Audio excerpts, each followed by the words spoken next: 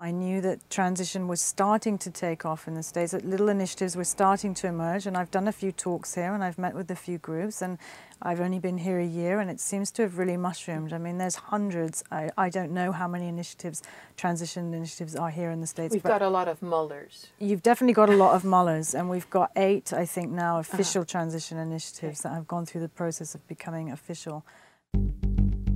This is Peak Moment. We are living at a peak of human innovation, information, wealth, and health.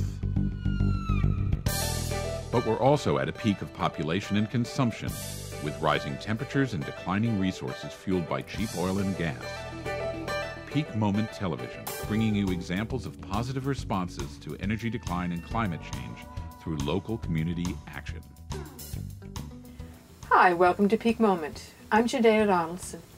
I'm in Mill Valley, California with Jennifer Gray, who has come from the other side of the pond from England. Welcome to our side to bring the transition movement here. But before we get into your involvement, what is the Transition Town movement? What is this? What is it in essence? In essence, the Transition Town movement is a community-led response to the twin crises of peak oil and climate change. So it's community-driven, it's positive, it's proactive, it engages the whole community in building resilience into their world and to how we can address the coming shocks that are coming from climate change and peak oil. Resilience, what do we mean by that? Resilience is the ability, it's an ecological term really, it's a term that the system, an ecosystem, if we think of the earth or human systems as ecosystems, it's the ability for that system to withstand shocks from things like climate change, rising sea levels, high levels of temperature, or peak oil such as an interruption in the oil supply chain or rising prices or where oil becomes increasingly difficult to find. That's a shock, and so it's the ability of the system to withstand those shocks. That sounds pretty ambitious. I mean, that's, because, yeah. I mean, that's, you know, one power outage, and we can all feel it, much less if the fuel stopped for a month. Sure. It'd be big. How did this get started? How did it get started? It started in Ireland. Well, it's hard to say. I would say it started really in the work of the permaculture founders, Bill Mollison and David Holmgren in particular, and also Richard Heimberg influenced it. His Power Down work, he's written a book about that. But really, Rob Hopkins is considered the founder of the Transition Towns movement, and he was a permaculture designer working in Ireland about 2001, 2002, and was working in Ireland. He set up the first 2-year permaculture design degree program over there, and with his students he designed this process. He watched the film The End of Suburbia with his students, and he had Colin Campbell come and speak at his college. Who's a petroleum geologist who's really right on top of studying peak oil. Yeah, okay, so exactly. He was on top of things. I don't think Rob really expected to have that much impact. He hadn't really heard of peak oil at that time. He didn't realize the impact it was going to have on his life until he had this, this film showing. Colin Campbell come to speak with his students, and they were very, very shocked. All of his students then got together with Rob to try to create and design a process of engaging their community in a power down. In a, if we are going to be faced with the low carbon future, what would our future look like? How can we, visualize a positive scenario of that rather than a doom and gloom? How can we visualize a positive vision of an abundant, vibrant, resilient, wonderful life for the future? And where are we now? And what would we need to take? What steps do we need to take to get to this wonderful future? Does that make sense? Yeah. How big a town was he involved with his students? I don't know how big the town is in Kinsale, actually. It's in Ireland, I'm not sure. But the students didn't engage the whole community. They only engaged a certain portion of it. It was really, a first stab at trying to find, how this process might work. They did build a document called the Kinsale Energy Descent Action Plan, which was... Say it again. The Kinsale Energy Descent Action Plan. Now, what's in there? What's in here is it breaks it down into working groups really of housing, farming, education, youth and community, and it's a visualization process of the present, where we are. So for example, economy and livelihoods. And then it looks at the future 20 years ahead. So this is a blue skies visioning document in a way of looking ahead to the year 2021 and saying, where do we want to be in the year 2021? Where are we now? So they visualize the future and then do backcasting, it's called, rather than forecasting of steps, so timetabled steps back to where we are now, and then writing those steps down. For example, I can read one of them here. Step 7, engage the local teachers and pupils to help create publicity, disseminate information, elicit creative responses, etc., etc. Just, developing an online discussion forum. These are just steps that they've identified that they would do through... So the novel thing here is that by going into the future and setting up goals, probably something like we're mostly off of fossil fuels, right? We've cut our carbon emissions a certain percentage, right? Yes. In these various areas in our community, what do we have to do to get from here to there? Exactly. Going backwards, in a sense. Yes, exactly. I thought that was an exciting.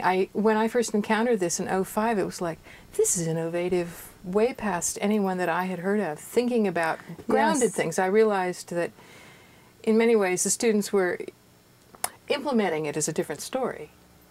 Yes, of course it is. Yeah, implementing it is a different story. And I think they've taken some steps towards doing that in Kinsale. So what happened after Kinsale? After Kinsale, Rob he left there and came to move to Totnes, which in many ways is the green capital of the UK. So he identified that as a good place to come and take this transition process, this energy descent action planning process, from Kinsale into Totnes, and then implement it on a much larger scale in the community, engaging the whole community to get involved in this work. In many ways, the Kinsale project was a student-led process, just using the students and some members of the community. So he wanted to make it a bigger process and see if it could be applied at a larger scale. And what did he do there? He set up Transition Town Totnes. I think he did a lot of awareness raising in the first year. He launched in 2006. I don't think he had any idea what he was really unleashing, but it became very popular and, as you know, it virally spread throughout the world, actually, to this. So we're now in 2008, and I think we have over 100 official initiatives and over 700 or 800 mullers, we call them. Muller? A muller? Muller is someone who's mulling over. Oh, right. Mulling over whether they want to become an initiative. So whether they are officially an initiative or not, other groups may be using the process. Lots of groups are using the process, whether they're official or not, that's right. There's probably thousands of communities around the world using this process, maybe hundreds of thousands, I don't know. I think that that's really what many of us who are involved in relocalization in the early 05, 06, we're looking for a process on how to engage our community. So tell us, how does the community get engaged, and what are they doing in the Transition Town movement? In the Transition Town movement, there's a set of criteria and a 12-step model. So it's a flexible model and adaptable model, but the steps do seem to work. So Rob discovered these steps through his Kinsale work and then applied them in Totnes and refined them with a few other communities that were working around in England in the transition movement. So there's 12 steps. I can tell you what they are. The first one is set up a steering group and design its demise from the outset. I think that's brilliant, to design its demise at the outset, to say we are not going to be here forever. We're just going to get things kicked. Catalyst. Yeah, pioneers, catalyst, exactly. And then awareness raising. And that is showing films and just doing talks and talking to your community about the issues of peak oil and climate change and the transition response. And then the third thing is to lay the foundations. In permaculture, we say that you listen to the land for a year before you actually do any design work. So laying the foundations is really that. It's going out and listening to what other groups are doing, talking to other groups. We don't want to reinvent the wheel. So it's important that we talk and find out what's going on in our community. And of course, if you're finding out what's going on in your community, you are also building a network, finding out who's already got things, got the community gardens going, or who has the knowledge you need. Exactly. Nice. So you're not, another kid in the block elbowing them out. That's right. It's inclusive. It's inclusive. It brings everybody together. Step 4 is organize the Great Unleashing. The Great Unleashing is coming out, here we are, Transition Town Totnes or Transition Mill Valley or wherever we are, announcing who we are and how we're going to, create this great project in our community. But you need to do the groundwork before you can do the unleashing. That's that, although in Transition Penwith, which is the initiative I was involved in, we didn't do that. We did the unleashing first. So you can work in different ways, but it's ideal if you do the awareness raising first. And what do you accomplish with the great unleashing? I think you generate buzz and hype and a really exciting, feeling that, wow, we're really going to make a difference, that the future doesn't have to be bleak and doom and gloom, that the future can be very exciting and positive and abundant and so much better than the present one that we have now. So that's a key part, I think, in the transition movement, is a positive vision. It's positive. It's not about lack. Fun. Yep, that's right. It's about a different form of abundance.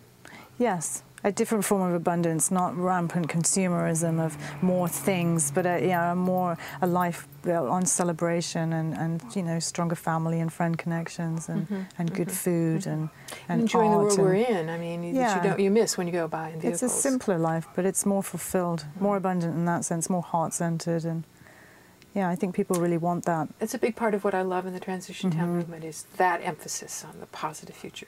Carry on. I think so. I think that's what really engages people, and why the movement has become so popular is because it really hooks people with fun and optimism, whereas traditionally the environmental movement is, it tries to hook people in with fear and doom and, and battling the bad stuff, which has its place. It doesn't really empower people in the same way, though, I think. I think Joanna Macy, who's one of our elders, has said, we need those folks who are going to fight the dams, who are going to fight the nuclear, but then we need people who are creating the next reality.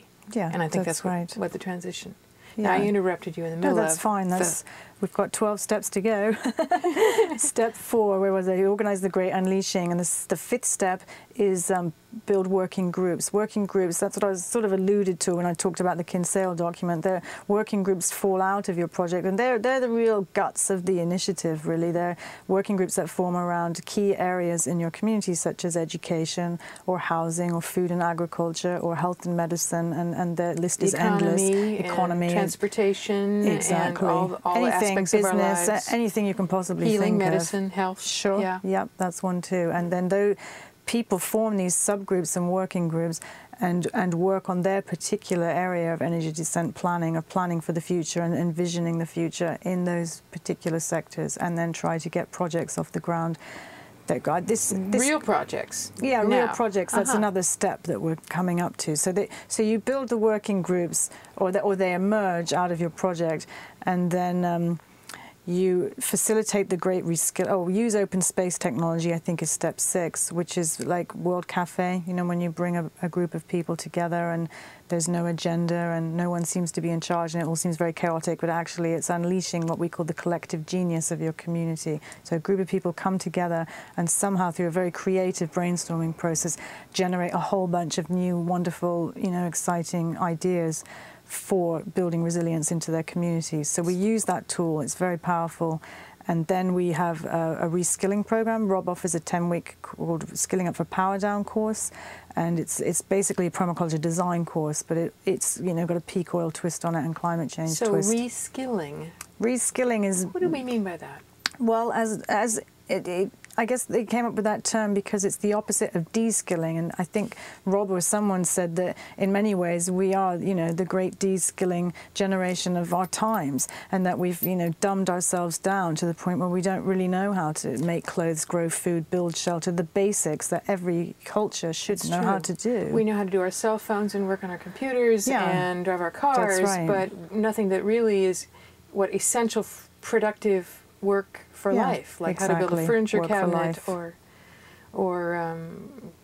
prune trees. We've lost those skills, the basic skills of living. But I would imagine you'd want to draw on some of the elders who still know how to do that. That's another step that's coming up. So we're on step 7, I think, reskilling, and then build a bridge to local government is the next step 8, I believe, which is that, we don't want to be driven by local government, but we recognize that they're powerful allies, and in many ways they've done a lot of the work, they've done a lot of work in our communities that we can draw on. So, for example, in Penwith, which is a Transition Penwith, is an initiative that I started, we had an idea that we wanted to do a food audit to say what food had been produced in our community, what was being produced in our community, and what did we need to produce, and how could we get from there to here? Well, we started to look at the doing a food audit and thought, gosh, that's a big project. That's like a PhD research. No it's going to take us kidding. years and years. Well, I went to the local rural economy officer at our district council and told him about our project. And he said, oh, we've already done that research. We already know exactly how much food is being produced in Penwith. So that was very useful, having a bridge to local government. And then step 9 is honour the elders, which is the point you just said, which is that, you know, our elders are sadly neglected and are actually, you know, they have just gold gems inside them of knowledge of the way it used to be. In Penwith, where I was living and set up Transition Initiative, there were elders in my community that could remember life before oil, because I lived in a very rural area, and the oil only came into our community in the 50s and 60s. My goodness. So they could actually remember what it was like, you know, to scrabble around and make do without all of these wonderful things that we have as a result of oil in our world. So that was useful for me to have those people and to talk to them and see what might the future look like based on what it was like in the past. I also have older people tend to have lived through Second World War, at least in England, and there was a lot to be learned from that. Which is, of course, something we didn't live through in the same way here in the United States. Probably not. So we're not going to have, although we have the Depression and we have the wealth of people's experience of living with far less, which will help us, I hope, in this transition. That's right. Yeah.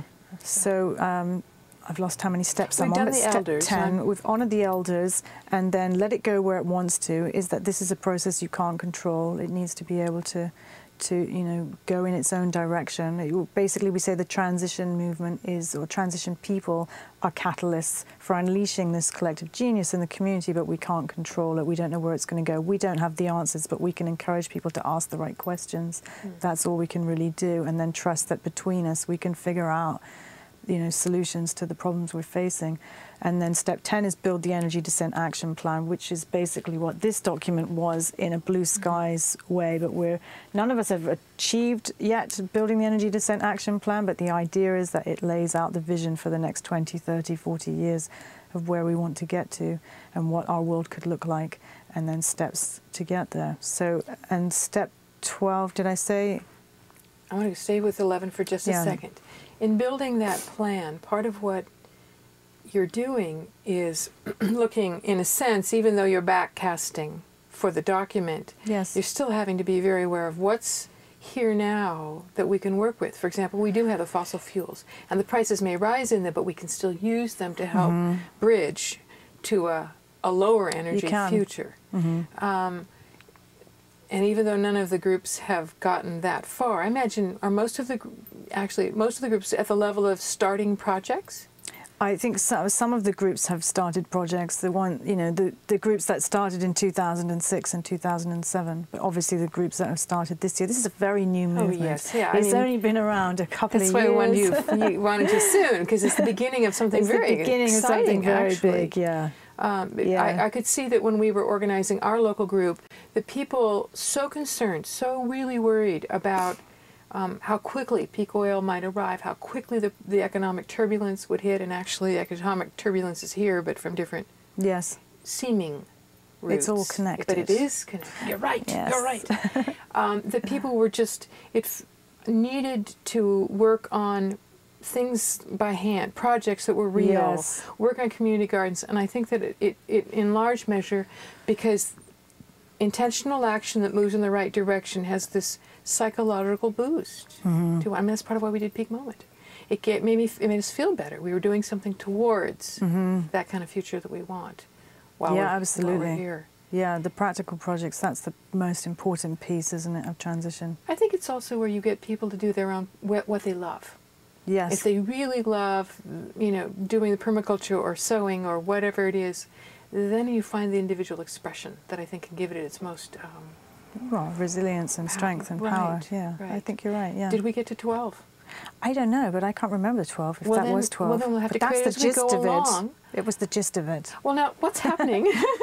That's a wonderful gist. Thank you. So there's a movement all afoot all over the United Kingdom here. What are you doing? I mean, here you are in the United States. What's happening here? What are you doing? Okay, so what we're doing here right now in the United States, when I first moved over here, I didn't have the intention of really doing anything. I moved over here and I had a baby, so most of my focus was going into that. And I knew that transition was starting to take off in the States, that little initiatives were starting to emerge. And I've done a few talks here and I've met with a few groups, and I've only been here a year and it seems to have really mushroomed. I mean, there's hundreds. I don't know how many initiatives, transition initiatives are here in the States. We've got a lot of Mullers. You've definitely got a lot of Mullers. And we've got 8, I think, now official transition initiatives that have gone through the process of becoming official. And so at that stage, we decided to set up a support structure very similar to what they've got in the UK called the Transition Network, which is, it's not a hierarchical structure. It's just a very loose group of people who have some expertise and knowledge and understanding of how the transition movement has grown and can offer to other groups around the US a means of sharing some of that information between us. So right now we've got trainings. We're bringing the trainers, the original trainers over from the Transition Towns movement in the UK to come over to do a series of trainings. And we have training for transition, which is a 2-day introduction course, and then a 4-day train the trainers course, so that we can train and activate people to go back to their communities and start training people in transition. So we're trying to spread the movement. It's already growing virally anyway, but we're trying to cover. I've heard from a couple of people who said that both of those are full. Both of the current ones are full. Oversubscribed, just wonderful, yeah, which is great. Which is good news. Yeah, it's good news. It's on fertile ground, because I think there's a hunger for the process orientation that I see that Rob has put together here. Yeah. So you're doing trainings. So we're doing trainings. The trainers. We've got 2 websites. We've got one is a social networking site. It's transitioning.com.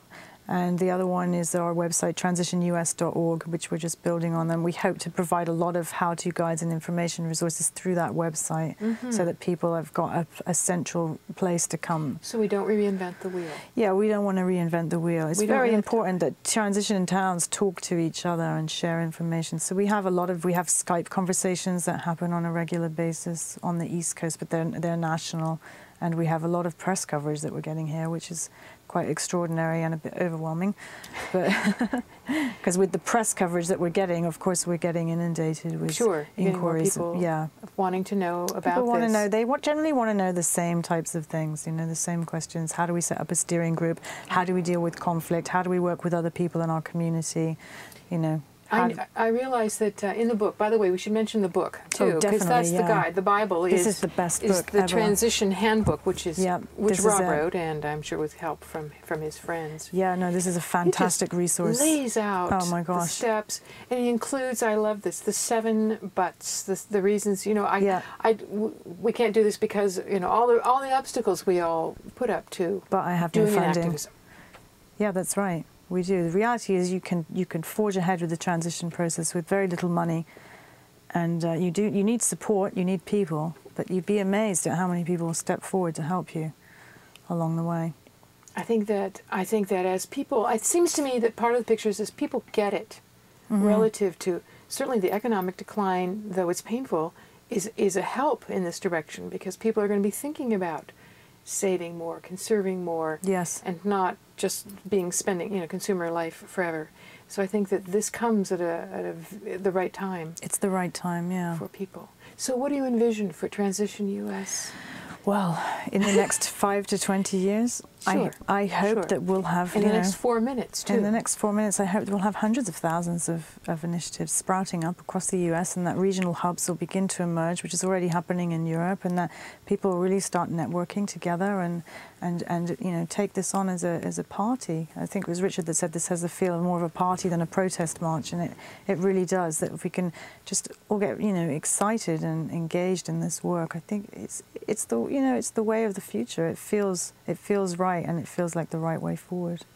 Party on for power down. Party on for power down. Why not? Why not? I mean, that's part of what I see is the spirit of enjoying doing things with one another. I mean, you're rebuilding the social fabric that's been shredded by consumerism and high-speed transportation, and that's a big emphasis is on. I think it's very healing to have people getting to enjoy each other. Yeah.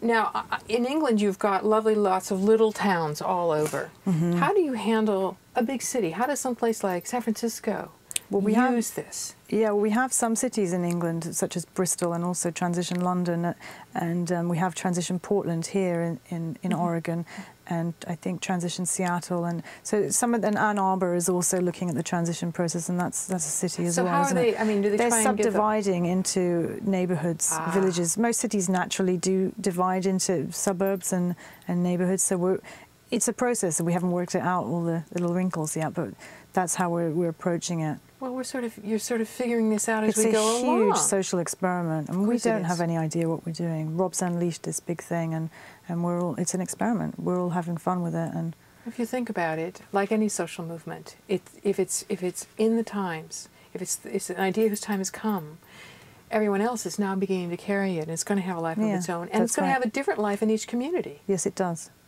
Which is fun. A different flavour, and yeah. So in our last 2 minutes, what kinds of accomplishments do you see that people have that they're proud of, and what kind of challenges are people facing? What kind of, sorry, the first accomplishments? One? Accomplishments. Well, real projects are emerging, you know, in communities that, you know, people in my own project, we had re-established the farmers market. We've set up a Penwith Energy supply company. We've just doing energy trails, visiting, you know, renewable energy projects and doing reskilling programs on recycling waste, and you know, anything you can possibly think of to do with sustainability. You've got a number of courses going on. I think those practical projects are great. They're empowering and inspiring people. And then the challenges, I think, the main challenges are working with people. I think working with the individualism and the egoism that is very inherent in our culture is, for me, I've witnessed that as the biggest challenge, is getting people to work collectively together. For the greater good, rather than having their own agenda. I can see that in all kinds of groups, a challenge. Yeah. It seems to be more challenging in America than in England, but it's still, they're both very similar. Well, that kind of individualism is, you know, we've prided ourselves, that pioneering spirit, whatever it is. And I think this is a humbling thing to bring us back to. How do we learn to work together for something greater than our own selves? Yeah, and we have to also work at the political level too. I mean, I'm not saying the transition movement is necessarily working from that approach. We have to change. You know, the grassroots movement of the transition movement is from the bottom up, but we also have to work from the top down and sideways and angular, like from every direction. We have to address these problems because it's going to create that kind. It's going to require that kind of an effort. Yes. Every angle, yeah. Thank you for bringing this to our country. Thank you for supporting the groups that are happening. And I expect that what I'll do is every year or two we'll have an update and find out what's happening now, and certainly want to videotape some of the people that are at it. Thank you. Thank for you. joining me. Thanks. You're watching Peak Moment, Community Responses for a Changing Energy Future. My guest is Jennifer Gray with Transition US. Thanks for watching.